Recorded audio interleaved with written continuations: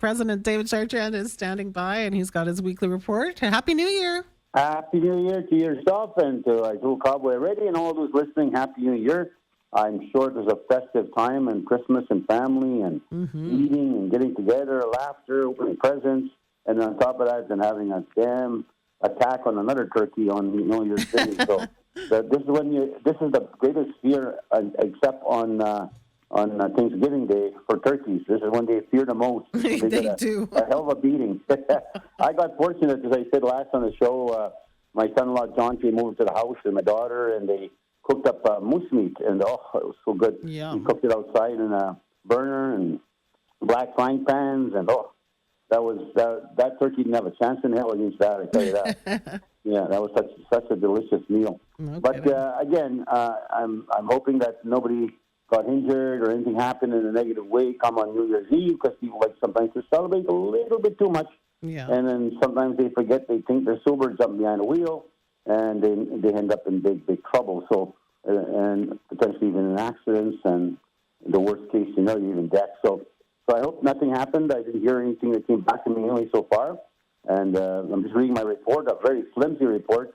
I hope Kat's listening. So he said, well, there's not much been done. Well, there's a 2025 year now. This is when we're really going to be pumping up a lot of the activities we're working on. Mm-hmm. This is where, of course, our new Red River Power Corporation comes into play, and we're looking forward to that and developing the wind power that's necessary for the future plans of hydro, and that will, of course, lead to many, many jobs for our people, and operational and maintenance, and the list goes on and on. And we will definitely be a majority owner of this relationship and this partnership with hydro. Mm-hmm. And that's something, again, from a revenue perspective, we're hoping to negotiate a very solid deal with hydro, and looking forward to that. And again, I want to thank the Premier, Sala from Minister of Finance and Hydro, thanking them for their vision. And at the same time, I commend the First Nations. They'll be working on theirs. As I said, there's 600 megawatts, and we're going to be pursuing 300 megawatts of that, and 300 for First Nations. We're same population, same needs, and many facets. So we look forward to doing this. But let's understand, it's not as simple as just going and saying, okay, I'm going to build here. We've got to raise probably about $750 million. Wow. This is not small potatoes. This is a massive investment. Mm-hmm. It's altogether probably about $1.6 billion investment between the Métis and First Nation. So I wish the First Nation well, and if there's anything we can do together, I will look at it. But from my perspective, again, I'll be working very hard, and so will my team. I, of course, not have a board that's been assigned to this, ratified by my cabinet. So the Red River Métis Corporation is going to be the talk of the year for sure, without question. And I truly look forward to there's an acronym for that. I always get that mixed up. Offer of expression, I think it's called, coming out from hydro. So we'll be putting our numbers. We're already working on that as we speak, and we're already reaching out to investors. And of course, we have many partnerships we've evolved throughout the years, building the federation to where it is today, the biggest Métis government of anywhere. And clearly, from our perspective, we believe this is going to be hopefully a very powerful economic engine for the future of our government. And as I said one day, when I do get told by the people, time to rest, time to leave, or time to retire, or they say, you don't want to keep you a little longer, then I'll stay and keep on fighting. And then so, with that being said, however, I want to plan the future for the next leaders, that they will be in a very positive and powerful position, not only just on this endeavor with hydro. I think the future is, why can't we make more wind power? We're successful in this. Why can't we grow another 300 megawatts, another 500 megawatts power base, and then sell it to Ontario, sell it to the United States, in partnership, hopefully, with the province. And if they're not interested, then we can maybe sell it on our own. But again, that will require legislation change. But I'll keep our people posted. So that 2025, this is going to be a big topic of discussion. You'll hear that happening quite a bit. And I look forward to getting right into the thick of things on this one. And I look forward to our board working diligently to make sure it's a success. The same thing goes, the Selkirk apartments already, people have moved in. It's not 100% yet awesome. fully occupied, but people are there already. As you probably know, do you know that, Naomi? I didn't know that they had moved in yet. No. People are already moving in. That's I think awesome. they're finishing up the interior of the top floors yet, but I think most of the floors are complete already, and people have already begun to move in. And just imagine the spring when they're standing in their deck on whether it's the fifth floor, fourth floor, sixth floor, whatever floors it's up to. I think it was up to six. Uh-huh. They'll be able to look at the river. And as the mayor said, Larry Johnson, when I was there, he sits on actually the Red Report Power Corporation now. He said, this is $1 million view.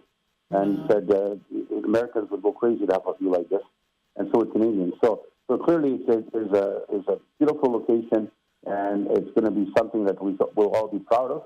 And then hopefully we can start the apartment on Anderson. That's one thing I want to really push hard this year.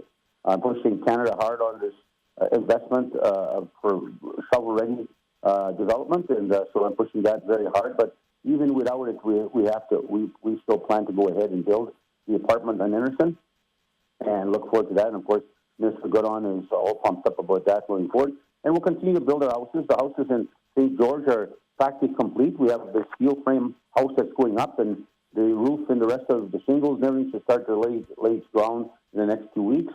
And then from there, they'll finish off interior. But I think right now, Naomi, we have about 4 double units up already, 4 duplexes. Oh. And this will be the 5th one coming. And the other ones, I think, are practically movable already within a short period of time. So if you didn't apply yet, if you want to live in St. George, a beautiful community, beautiful, friendly people, a lot of Métis live here. This used to be Métis communities all around here before they were flooded back in the old days by hydro, because there's 7 dams in this particular location that came into play. So a lot of people suffered greatly on the damage that was caused. But when you look at it now, a lot of these Métis citizens have still keep their homesteads here, and they're still here. There's farmers, there's all varying degrees of citizens that live in this particular area. And I'm actually looking forward to our citizens moving in to the new buildings. They're beautifully done. I'm very, very impressed and very proud of them. And of course, we're going to build more houses in this area. The more need that comes, and you don't have to, you can live in Winnipeg. You decide to say, well, me and my wife are retired, we're Métis, and we'll live in St. George now. We'll Métis Village. And rent one of these beautiful facilities. So again, if anybody's listening to that, get yourself there. I'm not sure if they're all rented out already. That's Mr. Goodon's responsibility. I'm not sure about that, but they are beautiful facilities. Stunning homes. Yeah. And of course, we're pushing hard on getting the 60 scoop out this month. The $5,000 grant loan we'll be giving out to our citizens. We put $2 million aside in the budget, and that's our federation money. It's not the federal government or provincial government. It's our government money. And what we decided to do in Cabinet, we had a very long discussion. As we know, we've been waiting a long time for the Métis to seek justice.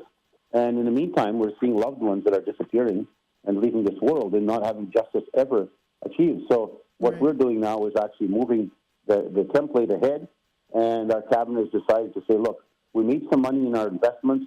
Let's take the money we earned of $2 million and put that as a starting base, and we'll start giving those 60 soup survivors that are living and are still here today as a loan of $5,000.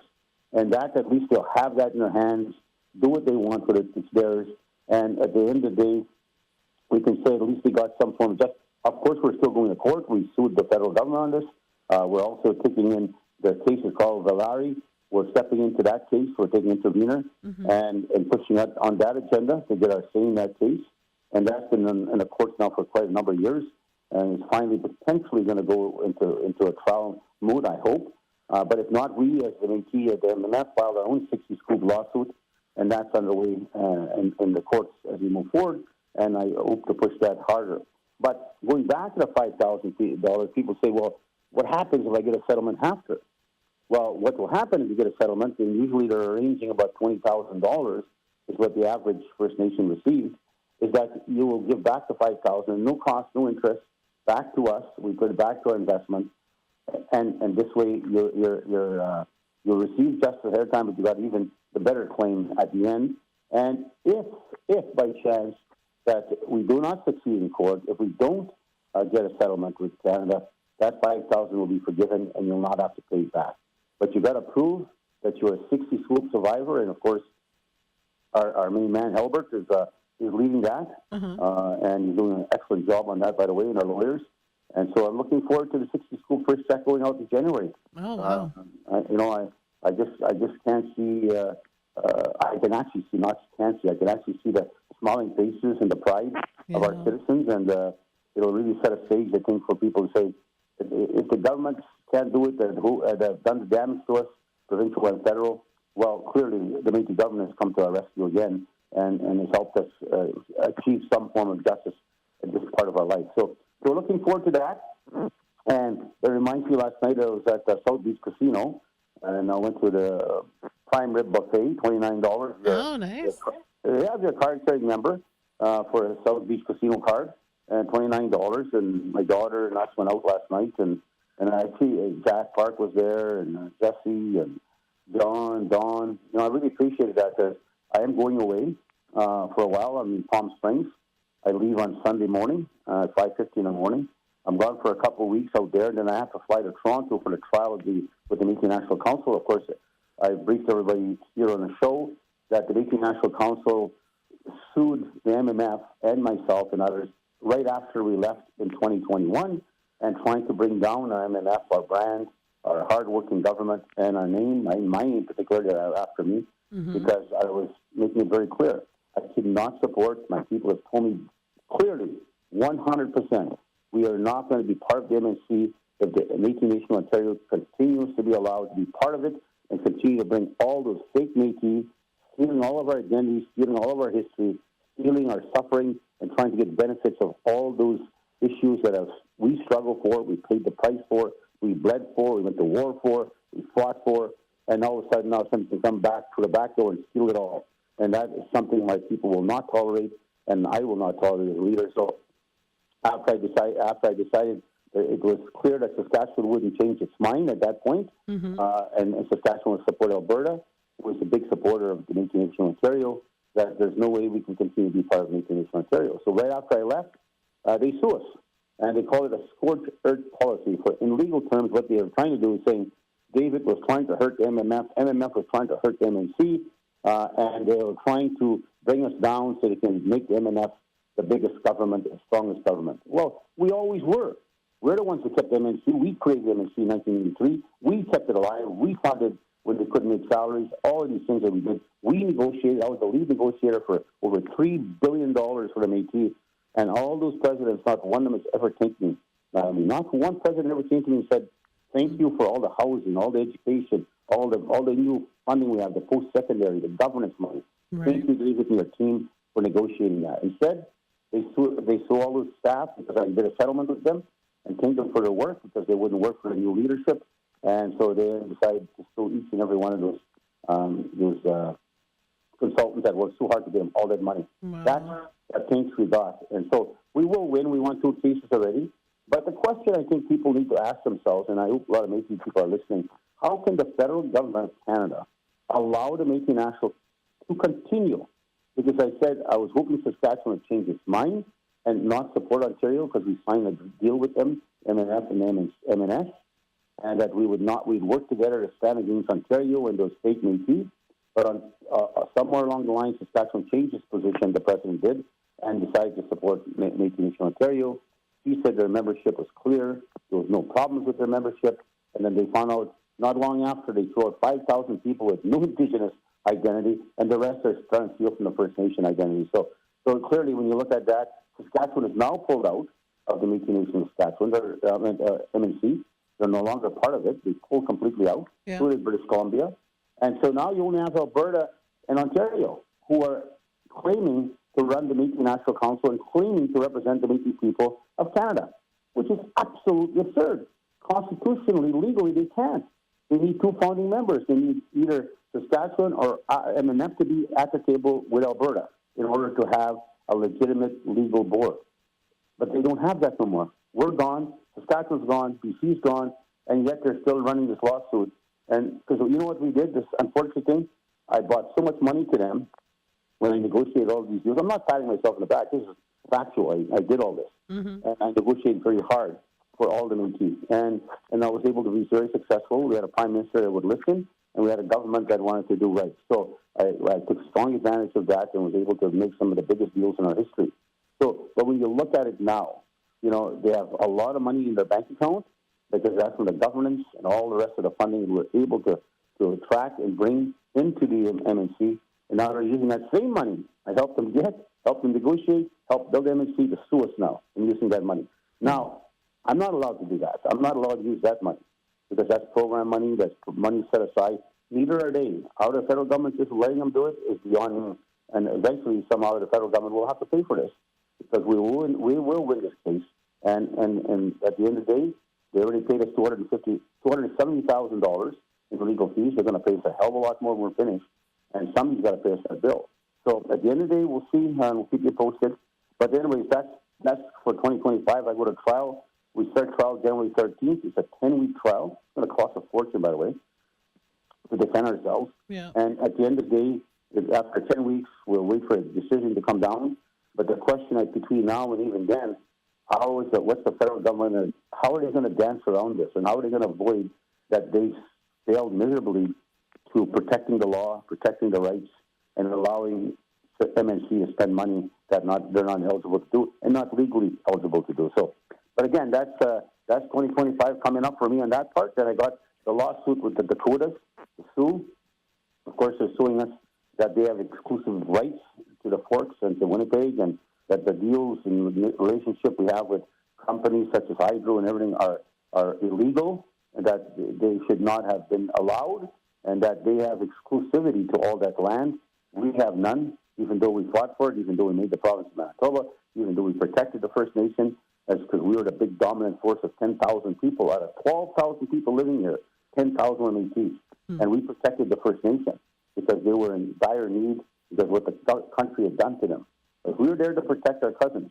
And now those same people, and it's not the Sioux weren't here. The Sioux, if you read all history, the Sioux are United States people. They came later in time. But now they're also saying to the Plains Cree, they're saying to the Ojibwe, you have no rights here. We have exclusive rights. Not only the Métis don't have, you too as First Nation don't have. So that's going to be an interesting case. We're preparing for that. And, of course, they're taking us to court against our treaty. They're saying that their treaty should come before ours. And how do you even have a treaty for people that aren't from here? Right. So from my perspective, that's two court battles I'll have to have, maybe 3 or 4 with them. So, but I'll prepare ourselves to get ready for that and then remind them after this. Don't be comfortable to think that we will not start to take on different challenges in the future. In fact, if you establish a treaty, maybe we'll take you on your treaty. We'll challenge you after that, and we'll drag you to our court for years. You can never get a treaty. If that's what you want to do to us, maybe what's good for the goose will be good for the gander. So that's the thing you better be watching for, because I've been very supportive of all First Nation initiatives. But if this is what they're going to do to us, and this is not all First Nations, this is just the Dakota Sioux, a couple of bands, a couple of chiefs, and at the end of the day, we will take them on the courts and protect our people and our rights. So that's something I stand very firm. Now that's 2025 for me. That's so you can see I'm going to have a hell of a busy year. You're going to have a busy year. It's a busy one. But what's good about it is that the child special allowance money is going out. It's going in the millions now to our kids. Yeah. The adults now today and the ones that are still in care, that money will be set aside for them. And when they leave, that money will also gain interest in economies that match the growing process. We're going to probably invest that money for them. And so that at the same time, when they walk out of there, they will get their proper child special allowance. We did file a lawsuit against the province of Manitoba because this is a settlement between the First Nation Métis and the provincial government for $530 million. The mass majority, of course, going to First Nation. We get 84-point-something million, and the rest of the $530 million goes to the First Nations and their children and their legal fees and their operational costs. And from our side, this happened from 2005 to 2019. Just to remind everybody, what the provincial government did is they took the child special allowance money and used it to run the agencies. And yet that money was supposed to be set aside for children.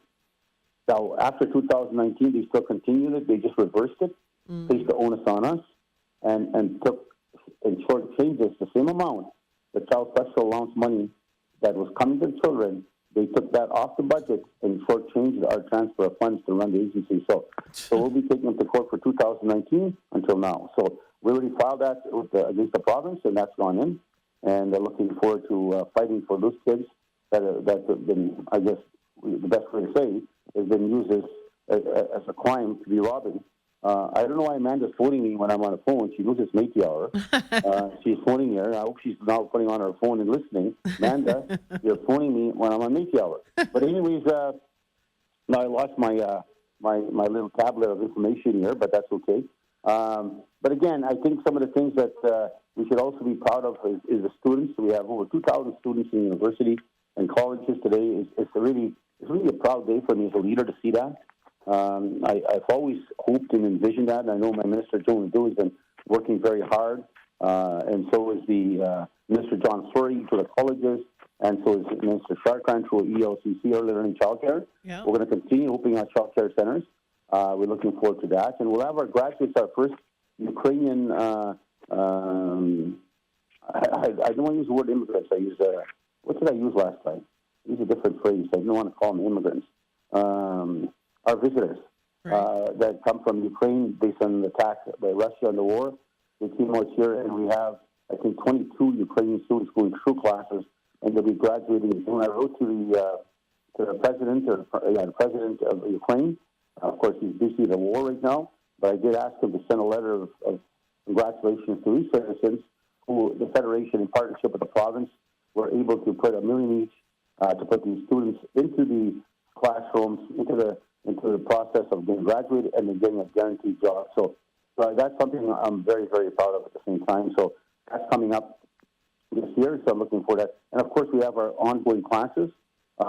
People still want to get a career in that field. You're more than welcome. Please apply. Get your name on the list. I know there's a lot of younger people looking for a career in what field, and a lot of people like working with children. So there's a great opportunity there. And as Mr. Chartrand openly said, you come, we'll support you, we'll financially pay for all the course, and we'll make sure you get a guaranteed job with the government. Yeah, January 13th is when the classes start, and apparently $200 if anyone refers someone who might be perfect for the program. Wow. Yeah. I think that's a surprise to me. I guess they're really pushing hard. And the interesting thing is that, people in this field, Naomi, didn't really receive proper salaries in the old days. No. And a lot of it's changed now. Like we're trying to keep up with the Jones, we'll call it, and our salaries I think are larger than the provincial salaries. And the reason, and of course you have benefits that come with it. Yeah. And so you get all your dental care and all the rest of it attached to your services. But what we're trying to do is be very competitive in the market, make sure we give these hardworking people a proper salary, a proper ability to ensure that they're taking care of their family, buying their homes, providing for their kids to have the opportunities that you dream of your child having. And so if they're putting $200 for a referral, you better start looking at them and find some people. No, I better find some people. Yeah. So you get $200, and the people that are taking this, I know that Mr. Chartrand has been talking about. There's less and less. Not only for us, province-wide, it's a big problem right now. Big problem. And so all the child care centers are not having enough workers to take on the classrooms, and so that's a big issue. So because we're going to build, I think, about 8 more child care centers, so that requires at least 16 to 20 child care staff. Or more. Yeah. So that tells you've got to have at least another 10 classes that we need to put together. But even the municipalities, they're running child care centers now, some of them, and they don't know where they're going to get the employees from. You just can't find them. That's so right. They're hard to come by now, and you've got to blame the system. For a long time, these child care workers never got the proper salary or proper care, so people never took these courses or careers. But we are working hard to get there, and we want to make sure that we have our system and our structure in place. But before I forget, I want to get these birthdays in case I lose my cell service here. Okay. It's happy 77th birthday going to Lucienne and that Note. That's Michelle Knowlton's mom, who's celebrating her birthday on Wednesday, January 1st. Of course, her and her husband have been together forever, for ages. They should have had it together. They've been together a hell of a long time. Happy 50th birthday going to Brielle Budenreimer. I thought I celebrated her birthday before, but she's 50th now. Maybe she wants to advertise her age. 50. Oh. Proud of it. She's proud of it. Still good looking and still charming. So I celebrated her birthday on Tuesday, December 31, and she's a very, very clever, very well authored lady, and she's actually doing some projects for us right now. Happy 59th birthday going to Grand Flurries. MMF Security was celebrating his birthday today on Saturday, January 4th, and Grant's been with us a hell of a long time. He's talking about retirement already. He's 59. That's pretty young, Grant, to try to retire. But after he drives to work every day. I forgot where he drives from. Like, it's over an hour every day he drives to work. Oh, wow. And so I know quite a bit, and so I'm quite proud of him. He never misses work. That guy's on time. He's like a time clock, you know. So, so again, happy birthday going out to you, Grant. He's been with us for a long time. So with that being said, I'm going to close off now, and again, thank all of our elders. I'm taking our citizens for being there, especially our locals that work so hard, and they're always promoting their culture, promoting our people, promoting our government, and standing proud and, just with full of energy and looking at ways to make sure they provide services to the youth, to the kids, and any little bit of help that they can give to our people, those locals are there. So I want to thank every executive member for 2025. We're going to have a full year of, I didn't even go through any of the stuff we still got to be doing this year. There's so much, you'll see it in my presidential report, but there's so much that's underway right now. Mm-hmm. And I'm just so thankful. I know Minister Bowden is in charge of agriculture, and I'm proud to say that Marcy, of course, Rial was one of our top agents out there that's been, or the manager of that sectoral field. She was able to access another $7.2 million to help farmers. Wow. So I'm very, very proud of the work she does. But Marcy and, of course, Mr. Boudon. So I'm sure farmers will be quite excited to know, and again, that Métis will be there to continue working with them to help them as we move forward in the challenging times ahead of us. And, of course, 2025 is bringing an election federally. Guaranteed there's an election coming. Yeah, and that's going to be questioning, I guess, each party. Where do you stand when it comes to Reverend Métis? Do you have any respect for Reverend Métis? Are you going to be including us in your vision? Are you including us in your program? Or are you seeing us as an enemy? Are you seeing us as of no non-consequence, or we don't matter? These are the things we'll be seeking from each of the political leaders and asking them to write down and guarantee what's their open position and honest position where the Reverend Métis will fit within the government.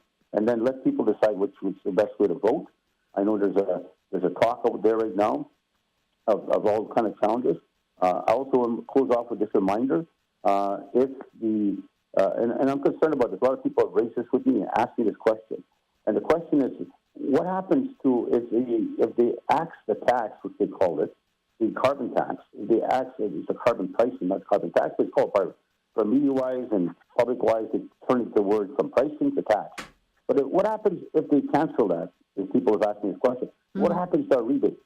There will be no rebate. It's gone. It's finished. You'll not have no more rebates that you get every quarter. Every 3 months, you get a rebate. That'll be gone. And so you're going to lose that money. So understand that. So that's a promise that's been made by the Conservatives. And clearly, at the end of the day, if you have no carbon pricing or carbon tax, which they call it, then how can you have a rebate? So there'll be no rebates. So that's people need to understand that. They've asked me that several times now, and when they bump the people and they ask me the question, I just want to make it very clear that carbon rebates will come to an end. So that check you get will not, or direct deposit you get, won't be in your bank.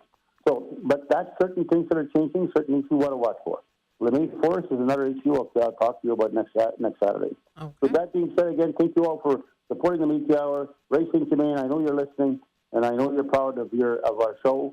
Ray and I started the show 26 years ago, I think, and or 27 years ago. Mm-hmm. I just want to say again, we know you're there, Ray, and we know you're listening. So to my mom and who's listening out there, and to all moms that are out there helping your children in your own way from your new world and in your home.